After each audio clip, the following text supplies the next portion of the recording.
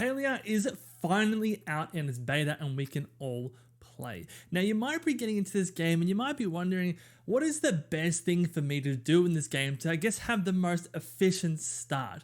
Well, I've got you covered. This video is going to briefly touch on the things that you should be doing in the first couple of hours in the game and then what you should do there on after to give yourself the most efficient and best foundation to start your adventure in Palia. Now, if you like the video, please go ahead and leave it a like and subscribe to the channel for more videos, but let's get into what you should be doing in the first maybe 1 to 2 hours in the game. Now, the first thing you should be doing is joining my Discord. I'm just joking. Link to that is in the description below, but the first thing you should be doing is just beelining and speedrunning your set of missions up until a certain mission. This mission is like a bird and is given to you by Najuma, and this is where you unlock your glider. Getting to this mission should only take about 30 to 60 minutes depending on how much you want to explore.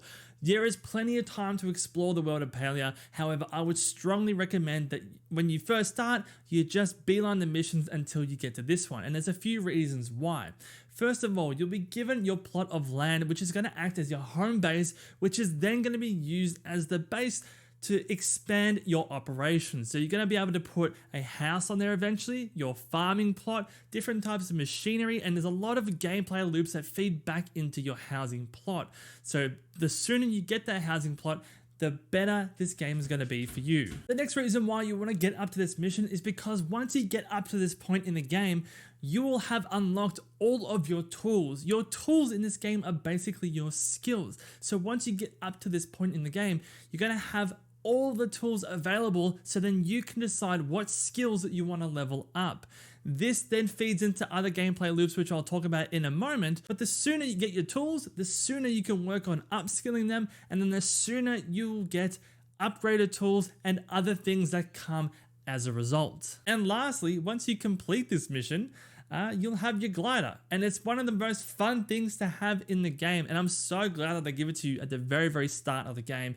You see a lot of people jumping around their glider. It is relatively easy to get, but it is one of the most fun things, so you get a glider. Now, just jumping off that last point of beelining the missions is the next step: getting money and upskilling your tools. Because you're following this guide, you will now have all the tools available to you to start expanding those tool sets. So you can go ahead and really work on certain skills, and these will unlock certain things in the game for you to increase the proficiency and efficiency of those tools. And as a result of that, you are then able to tackle bigger trees, different types of rock deposits, and hunt down different animals. All these things provide resources to you, which are going to be more valuable to sell. Now, there's really one of two ways to gather resources in this game. Number one is you can grind for it, and this will get you, I guess, better equipped in the long run because you're going to be able to make anything and everything yourself. The second one is kind of more for the lazy people, maybe a little bit more like me, where if you want to go ahead and absolutely grind out to get as much money as possible, you can use that money to actually buy the resources, which completely skips over the necessity to get the machines and to wait for things to grow or grow your crops, and then putting those resources into machines that will transform them into another resource. You can just bypass all of that just by getting money and buying the resources from the shop. So it really is up to you in how you want to play. But money is super important in this game if you are going to bypass grinding things out yourself. Take, for example, the glider. This glider has resources that are transformed like the fabric. Now you can go ahead and make your own fabric, or you can just buy it. So leveling up your skills and getting those machines on your plot are going to open up so many options for you, whether you want to transform things and do things yourself, or use those machines on your plot to transform resources into more valuable resources and sell them on later. Now, don't forget, when you are resource gathering out in the world of Palia, you will be rewarded for participating in resource gathering with friends or other people in the world. If you go ahead and let's say you hit a tree once and there's other people hitting down that same tree, you will all get a loot pile. So what this means is that it's going to be more efficient and probably in your best interest to pair up with someone or get a group of you together and start gathering resources all together. It's going to be more efficient because you might have one hit and 3 people around you might have one hit, and that whole deposit or the tree is cut down. You're going to be able to get the bigger resources or resource items as well. So bigger trees, bigger rock deposits. And you're also just going to be able to cover a lot more land in a far more efficient manner. Now, if you were wanting some quick cash, not necessarily the best cash, but enough to get you through the start of the game, you can just go over to Bahari Bay and pick up these clam oyster things. And when you open them, there is a chance that they'll have a pearl inside of them. These pearls are pretty valuable. You can go ahead and sell them at the shop, and that will help you start building up some money in your funds. And anything that doesn't have a pearl in it will be used as a food source, and food sources are actually very important. So that brings us to the next step, which is keeping up your focus meter. One of the most efficient ways to level up or gain XP in this game is by having something in your belly. You need to eat something at all times, or have this focus meter have a small portion of it full. It doesn't really matter how full it is, but as long as there's something in this focus meter, you will actually have a buff when it comes to your player gaining XP. So the actions that you do will cut down this focus meter. It's not like Stardew Valley where you run out of stamina and all that stuff. If you run out of focus, it doesn't really matter. You just don't have the buffed increase in XP gathering. But it's always going to be in your best interest to have some kind of food item on you to make sure you're topping up this focus meter so you are gathering XP at the fastest rate possible. Now, if you have followed the steps in this guide, you should probably be about 2 hours into the game, and a few things will happen from here. You'll have all the tools. You might have upgraded some of the tools.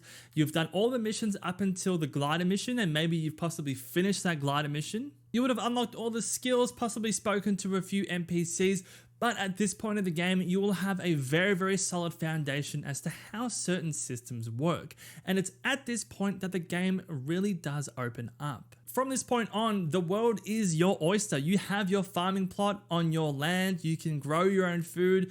You might have done some furniture making. You have your workstation, your work table. You have some machines going. You've got all your tools and the skills. You might have some friendships going with certain NPCs, but it really is up to you from this point on. I do have some quick tips with what you might want to focus on, but again, from this point onwards, it's entirely up to you with how you want to play, what you want to focus on, what you don't want to focus on. It's just a game that allows that much freedom in its play. So let's speed through some of the things that you might want to focus on at this point. Number 1 is start speaking to the NPCs that you haven't already spoken with, and start gifting these NPCs to increase their friendships and possibly even enter a romantic relationship with them. This is kind of like Stardew Valley, where you can go ahead and gift liked and loved gifts. However, unlike Stardew Valley, these gifts will change, or these likes and loves will change every week. This means that you can't just speedrun a relationship. You have to actually speak to people and get to know them, and do that on a regular basis. At this point in the game, you'll have some kind of feeling for all the skills and tools that you like. So the next tip would just be engage with the skills that you find most fun.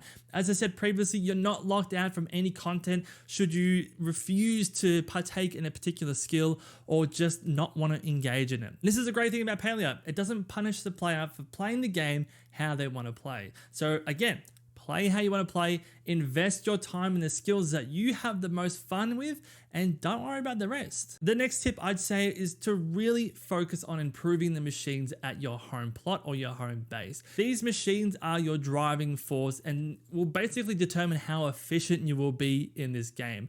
The more machines and the higher quality machines, or the higher tier machines that you have, the better and more efficient you will be at Palia. This is a cozy game. However, if you are into sort of min-maxing and trying to be as efficient as possible, this is absolutely crucial. Focus on the machines and get them to the highest tier possible, and just start spreading them all over your home plot. And if you're like me, I sort of prioritize having machines over my actual house.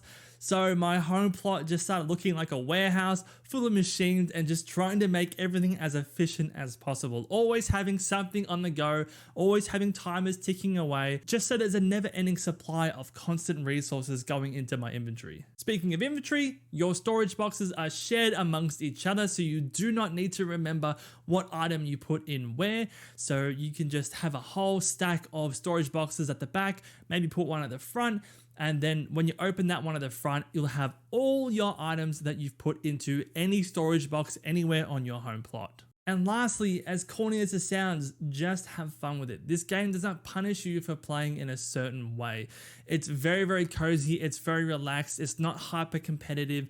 It's none of that, okay? Take your time with it. Have fun. Get in with friends. Play a couple of hours here and there. It's designed to be a chill, relaxing game. And that's exactly what it is. Yes, it is an MMO, but it's a cozy MMO. It's not going to have raids or world bosses or anything like that.